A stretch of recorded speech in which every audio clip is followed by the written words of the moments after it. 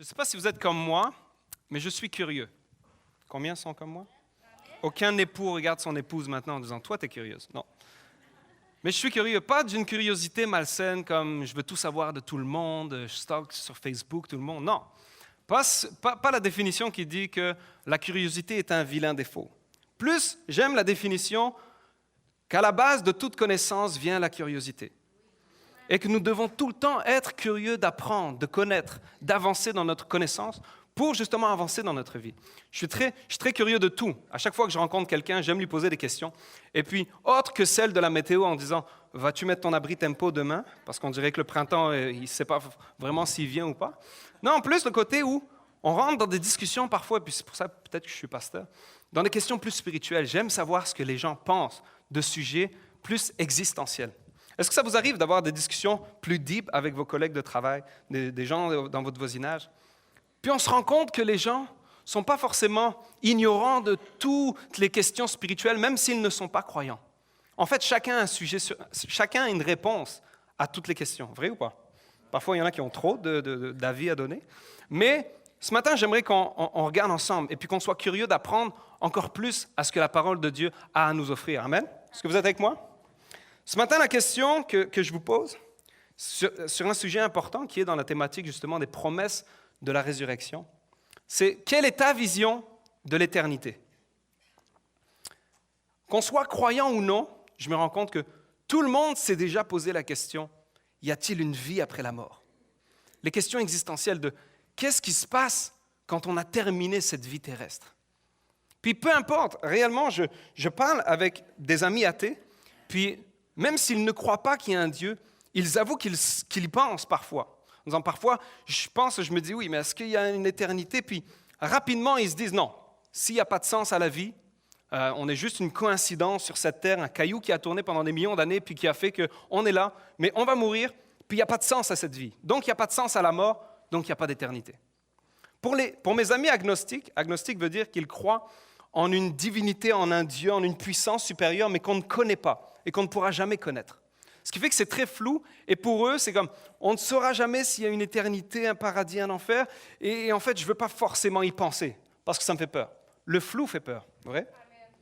Mais, nous, en tant que croyants, nous avons l'assurance que notre vie est éternelle, que cette vie-là est passagère, et que Dieu nous réserve une place incroyable, qui sera un million de fois meilleure que celle que l'on vit ici. Est-ce que vous avez la même assurance que moi? Parce que ça, c'est l'assurance de notre salut. Par contre, j'aimerais vraiment qu'on regarde en ce moment, ce matin, que l'éternité, même si elle reste un mystère, parce que l'homme ne pourra pas le comprendre entièrement, nous sommes limités, même si c'est un mystère, Dieu nous l'a révélé pour que nous ayons hâte d'y aller. Et peu importe qui vous êtes ce matin, peut-être que vous êtes croyant depuis longtemps, peut-être que vous êtes ici pour la première fois, et vous vous posez ces questions sur l'éternité sans réellement savoir où chercher les réponses. Mais la Bible nous le dit dans Ecclésiaste 3:11, que Dieu a implanté au tréfonds de l'être humain la pensée de l'éternité. Et pourtant, l'homme est incapable de saisir l'œuvre que Dieu accomplit du commencement à la fin. C'est-à-dire que chaque être humain, de chaque génération, pensera à un moment donné à l'être humain parce que nous sommes faits pour vivre éternellement. Dieu nous a créés pour que nous ayons un commencement, mais non une fin. Et il nous a destinés, il veut que nous soyons avec lui éternellement dans la vie réelle qu'il nous a placée, qu'il nous a prévue.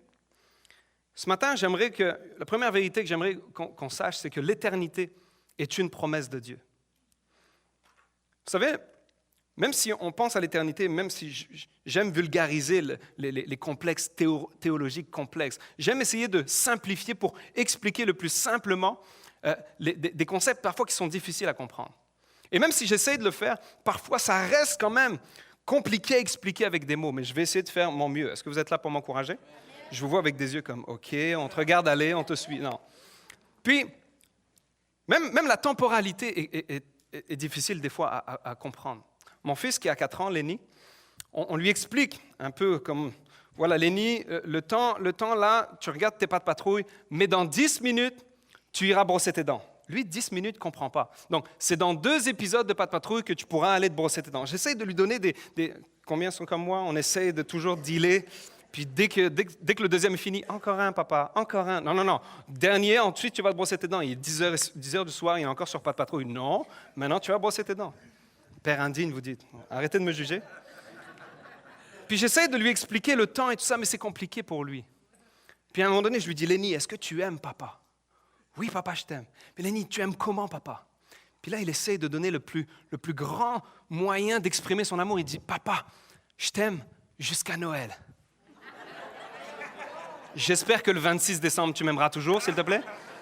Mais il y a comme un côté de... C'est difficile à comprendre pour lui. Alors imaginez que l'éternité pour nous, en tant que personne humaine, restreinte, c'est compliqué à comprendre. Mais Dieu nous a fait une promesse. Je suis en train de vous préparer une place là-haut. Alors même si on ne peut pas comprendre tout, on doit comprendre que là-haut, ça doit être merveilleux. Est-ce qu'il y en a qui le croient? Est-ce qu'il y en a qui sont heureux et qu'on peut applaudir le Dieu qui nous prépare une place qui va être incroyable? Et parfois, je parle avec des chrétiens, puis je me rends compte que le paradis pour eux est vraiment flou. C'est comment l'éternité? Comment tu le vois? Je pense qu'il y a un paradis, un enfer, puis... OK, décris-moi le paradis. Et parfois, leur conception du paradis ne me donne pas envie d'y aller. Je ne sais pas, puis je ne sais pas, c'est un peu flou. On m'a dit que ça sera comme une grande pratique de chorale qui va durer vraiment longtemps. Mais moi, je chante faux, et puis même Jésus ne me voudra pas dans sa chorale. Je suis comme, non, tu penses que ça sera vraiment comme ça? Parce que même moi, si je suis chanteur, je ne pense pas que ça va être une pratique de chorale éternelle. À un moment donné, ça va être long. L'éternité, c'est un peu long. Non, il y en a qui me disent aussi, est-ce qu'on va vraiment être entouré de personnes qu'on ne connaît pas pour l'éternité? Parce que déjà, moi, à l'église, j'essaye de me faufiler, pas trop voir tout le monde, mais là, l'éternité, tout le monde, non. Il y a des conceptions qu'on a, puis peut-être ça vient de notre culture aussi. Toutes les peintures qu'on a vues du paradis des anges sont des petits anges, un petit peu bidonnants, avec une harpe flottant sur les nuages tout nus. Tu sais, c'est comme, ça vous donne envie d'y aller? Moi non plus. Puis des fois, on a une vision de l'éternité, du paradis qui est comme vraiment bizarre. On sait qu'en tant que chrétien, c'est là où on va devoir aller, mais parfois on n'est pas pressé d'y aller. Alors que les promesses de Jésus pour notre résurrection et pour la vie éternelle sont tellement belles, sont tellement pleines de vie que nous devrions ce matin dire, Seigneur, on a hâte d'y arriver. Et c'est mon défi ce matin.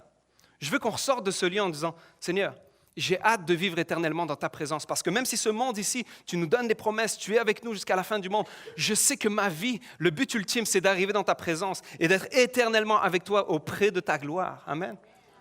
Et ce matin, c'est mon défi. Vous savez, les promesses de Jésus, c'est qu'il nous a dit quand il était ici sur terre, ne vous inquiétez pas, je ne vous retire pas du monde, vous allez vivre ici. Puis la vie va être difficile, mais Dieu est bon. Mais je m'en vais vous préparer une place. Et cette place-là va être incroyablement meilleure que votre vie ici. Et même si je vais être avec vous ici, ne vous inquiétez pas, je m'en vais vous préparer une place. Imaginez que tout ce qui est bon sur cette terre nous vient de Dieu, la Bible nous dit. Amen. Imaginez votre meilleure journée de votre vie. Je ne sais pas c'était quand. Il y en a qui vont dire, c'est mon mariage, c'est le jour de la naissance de mes enfants, c'est le jour où j'ai eu mon cégep. Pour les étudiants.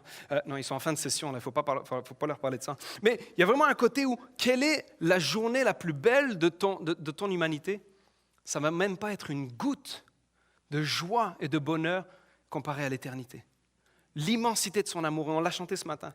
L'océan de son amour est incroyable. Et c'est ce qu'il veut nous montrer. Et ce matin, je veux vraiment qu'on le comprenne. Ça va être une place incroyable. Puis même si les interprétations de comment va être le paradis, la description, ça dépend de l'interprétation des textes. Il y en a qui le voient comme imagé ou symbolique. Peu importe. Ce que Dieu nous réserve là-haut va être incroyable. Ça va être une place incroyable. Des nouveaux cieux. La Bible nous dit qu'il y aura des nouveaux cieux et une nouvelle terre. Cette terre dont on vit ici, elle soupire, la Bible nous dit, elle soupire après la restauration, après tout le côté où je vais enfin vivre pleinement avec Dieu. La création soupire après le retour de Christ. Ça va être d'une beauté incroyable, époustouflant. Imaginez les plus beaux paysages de cette terre sont rien comparé à ce qu'on va vivre là-haut. Ce ne sera pas un endroit invisible où on va flotter sur des nuages. Non, il y aura de la vie. La Bible nous dit qu'il y aura des rues, des villes, des animaux, de la nature. Il y a une harmonie parfaite entre chacun. Il n'y aura plus de limites physiques, nous aurons des corps glorifiés. Si tu as rêvé de voler, tu voleras. Si tu as rêvé de... Réellement, il n'y aura aucune limite physique. Jésus, quand il était sur cette terre, encore glorifié, il n'était plus limité par le contexte terrestre. Et nous aurons ce corps glorifié quand nous serons en haut. surtout la présence perpétuelle et parfaite de Dieu. Et c'est ça qui est le plus important. Peu importe qu'est-ce que nous on va vivre là-haut, c'est avec qui nous allons vivre. Nous allons être en présence parfaite et perpétuelle de la présence de Dieu. Nous verrons Jésus face à face. Nous contemplerons et chanterons à sa gloire. Et tout le monde chantera juste. Il y en a qui ont de l'espoir, yes. Tout nous sera révélé. Plus aucun questionnement, plus aucun doute, plus aucun péché, plus aucune culpabilité. Combien ont hâte d'aller dans ce paradis? Et c'est une vérité, c'est une assurance. Amen. Un lieu parfait où il n'y aura plus de peur, plus de souffrance, plus de déception, plus d'angoisse, plus de péché, plus de colère. Rien que la paix, l'amour, la joie. On pourra même manger sans grossir. Parce que je pense que les calories sont une des côtés de la chute. Et si on parle du paradis, on ne peut pas parler que du paradis, il faut qu'on parle de l'enfer. Parce que l'éternité est à deux chemins. La bonne nouvelle, c'est que Dieu a tout fait et fait encore tout. Et aujourd'hui, je suis en train de prêcher cet évangile que Dieu veut que vous passiez l'éternité avec lui dans sa gloire. Mais il nous laisse le choix aujourd'hui de décider de notre éternité. Et l'enfer, puis certaines personnes avec qui je parle parfois me disent « Non, il ne faut pas parler de l'enfer. » Ça fait peur aux gens, ça. C'est comme blâmer le médecin de vous annoncer une maladie. Ce n'est pas de sa faute. On annonce la maladie, mais par contre, on annonce la bonne nouvelle de Jésus-Christ que notre condamnation a été déjà payée. Et notre enfer a été changé en paradis si nous reconnaissons Jésus-Christ. Donc la bonne nouvelle est pour tout le monde ici. Peu importe qui tu es, peu importe depuis combien de temps tu es loin, peu importe le nombre de péchés que tu as, tout a été payé à la croix. Et la bonne nouvelle, c'est que le paradis nous est offert. Mais il faut parler de l'enfer parce que la première mission de Jésus était quoi? De venir nous sauver d'un enfer éternel. Jean 3,16 dit « Car Dieu a tant aimé le monde qu'il a donné son Fils unique, afin que quiconque croit en lui ne périsse pas, mais ait la vie éternelle. » Périsse pas, ce n'est pas dans ce monde-ci, c'est ne périsse pas pour l'éternité, dans un étang de feu éternel. Là aussi, ça peut être symbolique ou imagé, ce que vous voulez, c'est la pire des endroits possibles. Et Dieu est venu nous chercher. Je parlais avec un homme cette semaine au café, puis alors que je préparais mon message, j'aime poser des questions, je vous ai dit, je suis curieux. Puis alors que je lui pose des questions sur l'éternité, sur la vie après la mort, je me rends compte qu'on a vraiment une bonne discussion. Au début, je ne savais pas réellement ses croyances, puis je comprends rapidement que c'était un croyant non pratiquant. Un catholique qui dit, moi je crois au paradis, je crois en Dieu, je crois... Puis quand je lui dis, mais croyez-vous à l'enfer? Il me dit, non, pas ça. Non. Je dis, mais croyez-vous à la Bible? Oui. Croyez-vous que Jésus a dit est vrai? Oui. Jésus a beaucoup parlé de l'enfer. Oui, mais c'était dans un contexte de... Parce qu'on ne veut pas. C'est comme, non, j'ai pas envie de penser à ça, c'est la mauvaise nouvelle. Parle-moi de la bonne nouvelle. Je ne peux pas parler de la bonne nouvelle sans mauvaise nouvelle. Jésus est venu changer notre humanité, changer notre éternité. Puis il me dit, non, je ne pense pas qu'un Dieu miséricordieux et aimant... Non, je pense qu'il y a le pardon. Donc même ceux qui sont pécheurs vont être pardonnés. J'ai dit, OK. C'est vrai, parce que bibliquement, Jésus est venu nous offrir le pardon à tous. Par contre, si aujourd'hui je décide de ne pas le suivre dans cette vie, est-ce que Dieu va m'obliger à le suivre pour l'éternité? Puis là, il a rigolé. Je ne sais pas. Je dis comme non, parce que là, ça serait un Dieu qui me force à passer l'éternité avec lui, alors que je n'ai même pas voulu le suivre dans cette humanité. Puis les conceptions sont comme... Puis je ne vais pas prêcher mon message comme ça, vous inquiétez pas. Là. On a pris mon café. Bonne soirée, à la prochaine fois. J'espère qu'il entendra ce message. Non. L'enfer, c'est un lieu où personne ne veut aller. Même si vous connaissez des gens en ce moment qui disent « Ah, moi, Dieu, je m'en fous. Puis quand je vais aller en enfer, je vais m'amuser, ça va être le fun là-bas. » Non. Des fois, on voit une conception où c'est le DJ. Le diable, c'est le DJ de l'enfer, et puis ça va être le party. Non. L'enfer a été prévu pour que le diable y soit. Et enchaîné. Parce que le mal, et on le sait tous que le mal existe sur cette terre.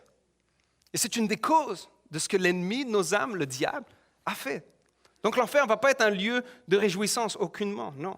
C'est un lieu loin de Dieu, et donc sans rien qui naît de Dieu, ni la paix, ni l'espoir, ni la lumière.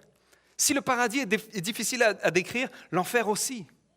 La Bible nous dit que c'est un lieu où le pire lieu, même la pire des personnes ne pourrait s'y plaire. Ça ne sera pas le party, non. Puis si vous croyez que le feu, ça soit littéral ou symbolique, de toutes les manières, ça ne sera pas une bonne nouvelle d'y aller. Jésus a vaincu la mort, puis on vient de fêter Pâques la semaine dernière. Et c'est ça la bonne nouvelle. c'est que même si on était destiné à être séparés de Dieu pour l'éternité, Jésus a dit non, je vais prendre votre place. Je vais être séparé de Dieu pour un moment, pour vous donner ma vie, pour que la mort n'ayez même plus à avoir une... Vous ne serez même plus écrasé par la mort. La mort va être juste un passage de cette vie ici à la vie d'en haut, une vie éternelle. Combien sont reconnaissants pour la croix? Combien sont reconnaissants pour Jésus-Christ qui a pris sur nous la mort, qui l'a vaincue? Notre vie, amen.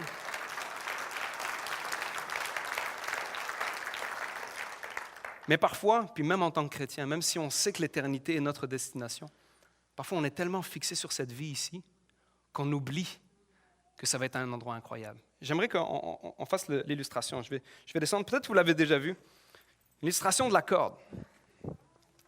Puis, imaginez cette corde, c'est une ligne du temps. Okay? Puis, la partie rouge représente notre humanité et la partie blanche représente notre éternité. Et là, elle va à l'infini. Elle va à l'infini. Elle va à l'infini. Ludovic, tu me suis? Elle va à l'infini. Okay? Imaginons que cette corde aille à l'infini. Parfois, nous passons notre vie ici. C'est peut-être 80 ans, 100 ans, 120 maximum pour ceux qui sont les plus robustes, 150 peut-être un jour, mais peu importe. Même si tu rajoutes 10 ans à ta vie, le nombre de proportions est quand même assez limité. Puis parfois, même en tant que chrétien, on passe tellement toute notre vie à essayer de quand j'aurai mon cégep, là je vais pouvoir enfin peut-être avoir une voiture, et puis là je vais être tellement heureux quand je vais être là. Puis quand on l'a, on se rend compte que le gaz coûte cher. Alors, mais quand un jour je vais avoir une job, puis une maison, 2 chiens, une piscine, et puis quand tu as une piscine, tu te rends compte que tu as des problèmes de piscine. Puis là, tu es comme, non, mais OK, mais là, je vais sauver de l'argent, je vais placer mes REER et je vais travailler toute ma vie. Et puis là, je vais faire des heures supplémentaires. OK, même si je ne vois pas la famille que je... Non, mais je vais essayer de sauver, pour qu'en fait, ici, là, je pourrais vraiment profiter de ma vie. Et parfois, on oublie de passer notre vie sur les choses qui sont éternelles. Parce que la Bible nous dit que notre éternité va être déterminée par ce qu'on va vivre dans notre humanité. Et parfois, même en tant que croyants, nous vivons sur des choses qui sont éphémères, nous passons notre temps et notre énergie et notre joie circonstancielle à ce qui se passe ici, alors qu'en fait, notre salut devrait être notre joie. Parce qu'on sait qu'ici, quand on rencontrera Dieu, à la fin de notre vie terrestre, là, le party va commencer. Et là, il n'y aura plus de fin. Et là, ça va être incroyable.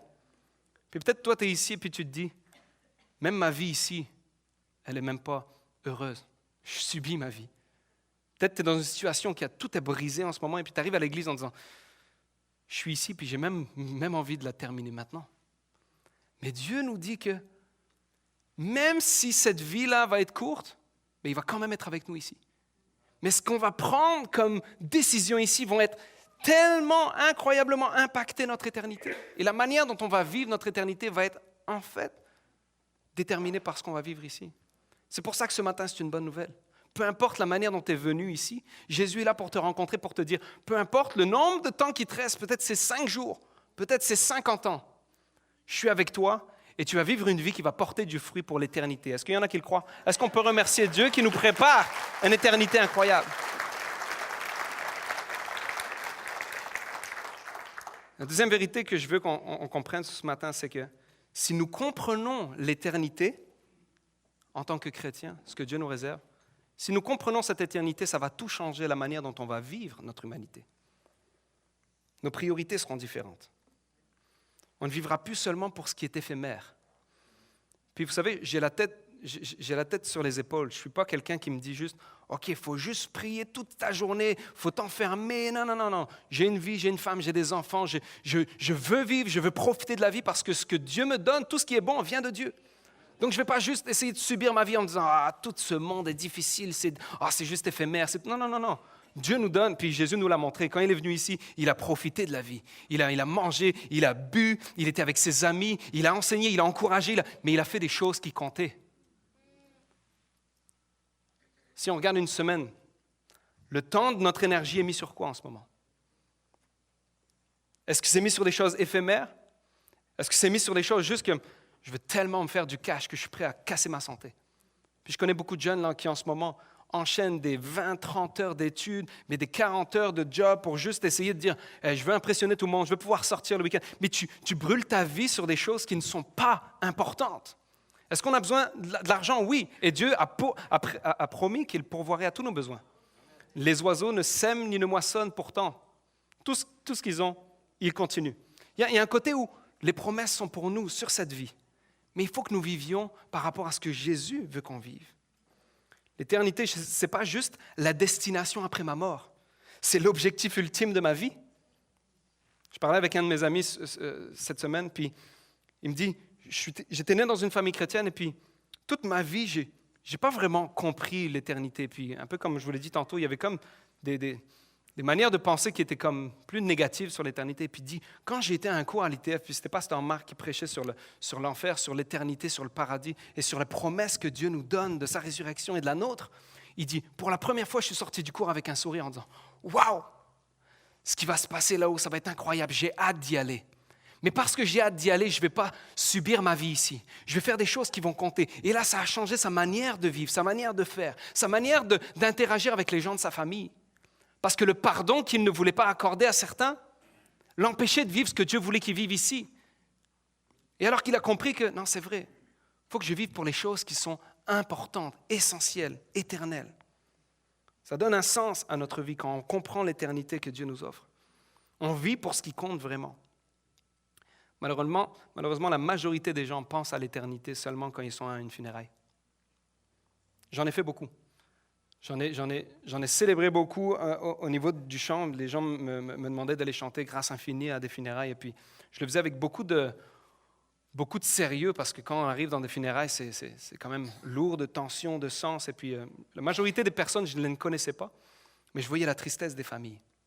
Et puis, quand le pasteur venait et puis expliquait le message d'espoir, peu importe si la personne était croyante ou non, les gens dans la salle se posaient les questions. On voyait qu'ils commençaient à se dire « Et moi ? Ça va être quand ce moment? Puis, est-ce que j'ai hâte à ce moment? Et je ne vous parle pas d'avoir hâte à la mort, mais qu'est-ce qu'il va y avoir après? Et puis, regardez des fois le cercueil, puis je les voyais penser. Il est où maintenant? On sait qu'il n'est plus là. C'est juste une enveloppe. Il n'y a plus de vie là-dedans. C'est juste un corps. Mais où est son âme? Où est son esprit? Où est ce qui était important de lui? La Bible nous dit que nous avons été créés éternels. Nous vivrons éternellement. Maintenant, nous avons deux choix. Je vous le dis parce qu'à un moment donné, je me souviens même qu'il y avait des personnes, même dans des funérailles, continuent à passer leur vie stickées sur une humanité tellement éphémère. Je me souviens parce que c'était à la fois drôle et triste. J'étais avec ma guitare, je termine le service, et puis là, alors que je veux aller pour ranger ma guitare, je dois passer à côté du corps, et puis là, il y a les deux sœurs, les deux filles de cette personne, et puis qui commencent à chicaner. De toute façon, ce tableau-là, c'était à moi qu'elle l'avait donné. Et puis, ce n'est pas à toi de le prendre. Et puis, la chicane commence à pogner dans le service funéraire. Puis là, j'étais là, imaginez-moi. Hein. Vous savez, un moment où tu es à l'aise dans ta vie, c'était parfaitement ici. Là. J'étais comme, waouh, je veux tellement chanter. Puis là, je suis comme, hé, Christema, je vois. Non. Puis là, j'étais avec ma guitare, mais je devais partir. Puis je ne voulais pas interrompre, mais en même temps, je me disais, mais c'est tellement pas le lieu, c'est tellement pas. Et des gens ne comprenaient pas que ce qui se passe ici est tellement pas important par rapport à l'éternité. Il faut qu'on prenne connaissance de ce que Dieu veut qu'on vive. Jésus veut que nous vivions à son image ici, pour refléter sa gloire pour l'éternité. Quelles sont tes décisions que tu prends maintenant? Jésus l'a vécu lors d'un décès de ses amis. Dans Jean 11, la Bible nous dit que Jésus arrive après le décès de son ami Lazare. Ça fait déjà 3-4 jours qu'il est dans un tombeau, il est mort. Puis là-bas, le Moyen-Orient, c'est chaud. Donc les corps sont rapidement en décomposition. Puis je vous épargne les détails, mais Jésus arrive là et puis c'est les funérailles. Tout le monde pleure, tout le monde. Puis Marthe et Marie courent vers Jésus. Puis là, d'une manière comme désespérée, mais en même temps, mais pourquoi tu n'étais pas là avant? Pourquoi? Parce que là mon frère est mort. Puis là, il y a comme une colère qui vient. Et puis Jésus dit, ne t'inquiète pas. La mort n'est pas la fin. Et il va dire une phrase qui est tellement incroyable. Dans Jean 11, 25, il dit « Je suis la résurrection et la vie », lui dit Jésus. « Celui qui place toute sa confiance en moi vivra, même s'il meurt. Et tout homme qui vit et croit en moi ne mourra jamais. » Jésus n'a pas dit « Je suis la vie et la résurrection ». Non, il a dit, je suis la résurrection et la vie. Si tu comprends ma résurrection, tu vivras bien. Parce qu'il dit, le terme vivre, je suis la vie, c'est le terme zoé en grec. Ça veut dire la plénitude absolue de vie, à la fois essentielle et morale. Jésus dit, je suis la plénitude absolue de la vie. Et celui qui vit en moi, c'est le terme zao, qui dit vivre sa vie, la manière d'agir. Il est en train de dire, si tu comprends que je suis la vie et je suis la plénitude de la vie morale, essentielle, tout ce que tu veux, tu vas commencer à agir et vivre d'une manière qui va être digne de moi. Et il dit, même s'il meurt, celui qui croit et qui vit en moi ne mourra pas, il vivra éternellement. Combien le croient ce matin? Que notre vie est plus que ce qu'on vit ici. La Bible dit que nous sommes une vapeur. Notre vie ici est une vapeur. Et si on vit déjà dans la résurrection de Christ, alors notre vie ici doit être pleine d'espoir. On ne doit pas juste attendre la mort. On ne doit pas être médiocre dans notre vie. Non, le chrétien est appelé à briller. Nous avons la vie de Christ en nous. Nous devons briller. Nous sommes le sel et la lumière du monde. Nous devons briller. Nous devons donner du goût à cette vie. Quelqu'un disait, en lisant l'histoire, on découvre que les chrétiens qui ont le plus apporté au monde présent étaient précisément ceux qui pensaient le plus au monde futur. Et parce que tu as les yeux rivés sur la fin de la course, sur le jour où Jésus va t'accueillir en disant « Tu as bien fait, bon et fidèle serviteur, entre dans la joie de ton maître. Tu as travaillé tant d'années, tu as souffert tant d'années, mais tu es resté fidèle, maintenant entre. » Ça a changé. Les premiers chrétiens persécutés, quand Paul les encourageait, il disait « Vous inquiétez pas. Même les tortures, les souffrances de ce monde sont rien comparées à la gloire que nous allons avoir. Il va essuyer toute larme de nous. » Puis, il y avait une situation là où il disait, on va être persécuté pour notre foi. Mais Jésus disait, mais aie confiance, j'ai vaincu ce monde, j'ai vaincu la mort. Et Paul se disait, l'éternité est notre but ultime et notre objectif. Gardez les yeux sur la fin de la course, courez fidèlement. Puis nous ici, on n'est pas persécutés pour notre foi. Mais est-ce que notre confort nous fait oublier que l'éternité est notre but ultime? Vous savez, la semaine dernière, alors qu'on célébrait Pâques, il y a un attentat qui a pris place au Sri Lanka, puis des églises et des centaines de morts.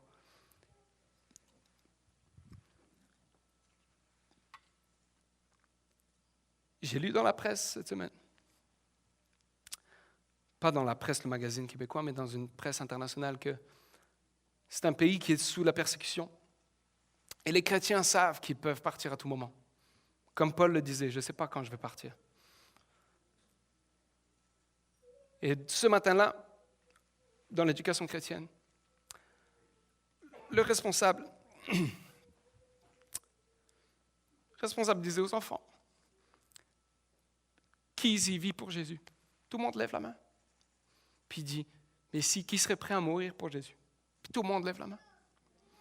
La moitié de ces enfants de cette église sont partis dans l'éternité, comme ça. Ils avaient conscience que leur vie, ici-bas, était juste un passage vers l'éternité. Et eux étaient bien conscients de ça parce qu'ils vivaient la persécution. Ils voyaient des personnes être prises, kidnappées, torturées, emprisonnées. Puis ils savaient que le moment pouvait arriver n'importe quand. Ils étaient prêts. Même les enfants étaient prêts. Est-ce que nous sommes prêts à rencontrer notre Créateur? Et on ne vit pas peut-être sur la persécution, mais on s'entend que l'espérance de vie ici, c'est que 100% du monde vont mourir. Est-ce qu'on est prêt? Est-ce qu'on est prêt? Je vais inviter les musiciens à revenir. Parce que notre but ultime n'est pas le confort dans cette vie. Et bien que Dieu veut que nous ayons une vie abondante ici et il veut nous remplir de bénédictions, amen, on ne va pas subir notre vie. Et on vit au Québec, et je remercie Jésus pour vivre ici au Québec, dans un monde occidental, où on a notre liberté de parole, où on peut prêcher l'Évangile, où on peut célébrer ici, et puis qu'on a une liberté. Merci pour les gens qui ont travaillé pour cette liberté ici. Et Paul dit, priez pour les autorités afin que nous continuions à vivre dans cette vie ici. Mais alors que cette humanité ici, est-ce qu'on la vit dans un bon but spirituel? Ou est-ce que toute cette vie ici est de juste attendre Dieu pour qu'il rende cette vie-là parfaite? Parfois nos prières, parfois peut-être ici quelqu'un, tu es peut-être déçu, frustré, puis même ce matin tu es là avec un cœur comme « Ah, Dieu n'a pas exaucé ma prière. Je lui avais demandé ça, et puis en fait, je ne l'ai pas encore eu. Je ne l'ai pas encore. » Puis en fait, tu pries juste pour que ta vie ici soit parfaite. Tu vis pour que le confort de l'éternité soit en fait ici sur ton humanité. Mais Jésus a dit non. Cette vie-là, et chuté. Nous vivons dans une vie avec du péché, avec de la souffrance, oui. Je ne vous retire pas du monde, je vous mets dans le monde, mais brillez. Portez du fruit. Et ce que vous allez faire ici va déterminer votre éternité. Il faut qu'on comprenne qu'en tant que chrétien, notre espoir ultime n'est pas cette vie-là. Notre espoir ultime est en Jésus-Christ qui nous a donné la promesse d'une résurrection éternelle et que nous vivrons à jamais avec lui. Et c'est ça qui doit réjouir notre cœur. Le salut de Jésus-Christ doit être ta joie complète, peu importe tes circonstances. Paul était en prison, les fers aux pieds, aux mains, puis il disait, je suis dans la joie. Réjouissez-vous, réjouissez-vous. J'ai l'abondance de tout. Non, il n'avait rien. Humainement, il n'avait rien, mais spirituellement, il savait que je suis heureux, je suis comblé parce que si j'ai tout, mais que je n'ai pas Jésus, j'ai rien. Mais si j'ai rien, mais que j'ai Jésus, j'ai tout. Et c'est ça l'abondance du chrétien, c'est ça la promesse. Nous avons l'assurance de notre salut.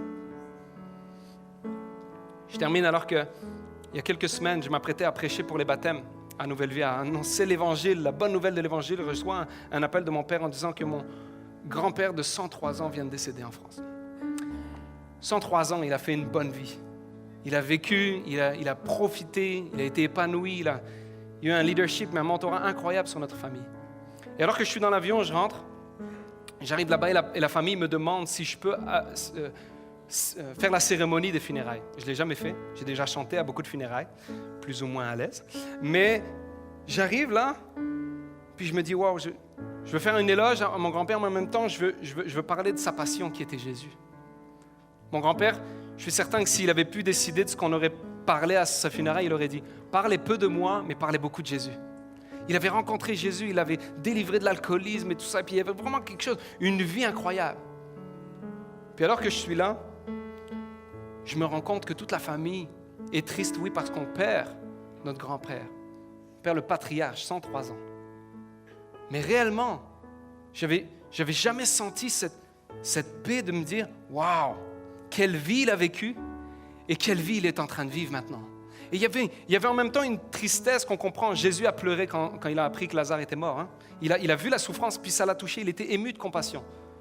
Nous devons vivre nos émotions. Mais en même temps que je vivais mes émotions négatives, je disais « Waouh, quelle vie, quelle joie, quel sourire il a sur son visage. » Il n'y a plus de limitation physique maintenant. Il peut courir, il peut être heureux, il peut reparler, il peut faire tout. Et puis il voit surtout la présence de Jésus-Christ, son sauveur, qu'il avait tant hâte de voir. Quelques jours avant sa mort, il disait « Je suis un homme heureux ». Il savait que la fin de sa vie était là, hein, mais il était heureux parce qu'il savait que sa vie avait compté pour l'éternité. Je vous le dis que j'ai déjà vu des personnes qui étaient au bord de la mort et qui n'avaient pas cette assurance. Et ça change tout. As-tu l'assurance de ton salut ce matin? Si tu me réponds non, la bonne nouvelle, c'est que ce matin, tu peux l'avoir. Et ça prend pas un CV avec tout ça. Non, ça prend juste de te dire, ma vie, je l'abandonne puis je la donne à Christ. Ce n'est plus moi qui vis, c'est Christ qui vit en moi. Et lorsque Jésus vit en moi, l'éternité avec la vie éternelle a déjà commencé. Et cette vie n'est qu'une vapeur. Quand je vais partir, je vais vivre la vraie vie pour l'éternité. Amen. Est-ce qu'on peut remercier Jésus qui nous donne l'assurance de notre salut? Est-ce qu'on pourrait fermer les yeux pour un instant? Puis alors que je terminais pour les funérailles de mon grand-père, je pensais à cette citation que Billy Graham, un grand pasteur connu aux États-Unis, un évangéliste, qui disait « Un jour, vous lirez ou vous entendrez que Billy Graham est mort, mais n'en croyez pas un mot. Je serai alors plus vivant que je ne le suis maintenant. J'aurais juste changé d'adresse. Je serai alors dans la présence du Seigneur. » C'est exactement ce que je pensais pour mon grand-père. Il y avait une célébration dans ma vie en disant, il est maintenant là où il n'y a plus rien qui le rend triste. Il n'y a plus rien qui le fait douter. Il n'y a plus rien qui le fait trébucher. Maintenant, il vit plus que jamais. Et il nous attend. Et j'ai l'assurance que Jésus qui a été ici, quand il va nous revoir là-haut, il va dire, j'étais tellement attendu, je suis tellement heureux, et maintenant, rentre dans la joie de ton maître. Et maintenant, le party va être là. Et maintenant, on va revoir les personnes qu'on a aimées depuis longtemps et qui sont parties avant nous. Parce que là, notre assurance n'est pas juste que notre vie ici doit être parfaite. Non, on sait que la vie qu'il nous prépare est déjà clairement plus que parfaite. Et c'est là où on veut aller. Et peut-être ce matin, ici, tu es là et puis tu es découragé de ta vie chrétienne. Tu sais que tu es sauvé, mais en ce moment, ton humanité te fait souffrir. Garde les yeux sur Jésus, parce que c'est lui qui renouvelle tes pensées, ton cœur, qui te donne une paix qui surpasse toute intelligence, peu importe les circonstances. La vie est dure, mais Dieu est bon. Rappelle-toi ça, la vie est dure, mais Dieu est bon. Je suis avec vous jusqu'à la fin des jours, jusqu'à la fin du monde. Saint-Esprit de Dieu est ici, dans ce lieu ce matin et il veut renouveler nos cœurs, nous redonner une passion, une hâte à l'éternité avec lui dans sa présence. Alors que les yeux sont baissés, j'aimerais juste faire un appel à peut-être toi qui es ici, qui te dis, ça me donne tellement envie d'y aller, mais je ne suis même pas sûr d'y aller. Puis tu n'as pas une assurance de ton salut parce que tu n'as peut-être jamais donné ta vie à Christ. Christ est venu en tant qu'homme, il a quitté sa gloire. Le Fils de Dieu est venu sur terre vivre une vie parfaite, mais tenté en toutes choses, comme nous. Il sait ce que nous vivons, il sait ce que tu vis en ce moment, il sait ce que tu as traversé. Et quand tu pleures, il pleure avec toi. Il est venu vivre une vie ici. Il a souffert et est mort à la croix pour prendre sur ses épaules tout ce qu'il ne voulait plus que tu portes sur toi.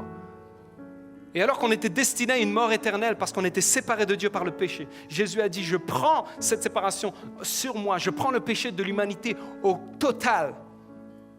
Et maintenant, je meurs et je sais que Dieu, mon Père, va me ressusciter parce que la mort ne l'a même pas vaincu. Et alors que Jésus est mort, il te donne sa vie. Et alors qu'il est ressuscité, il te donne l'espérance et la foi et l'assurance d'une vie éternelle en sa présence.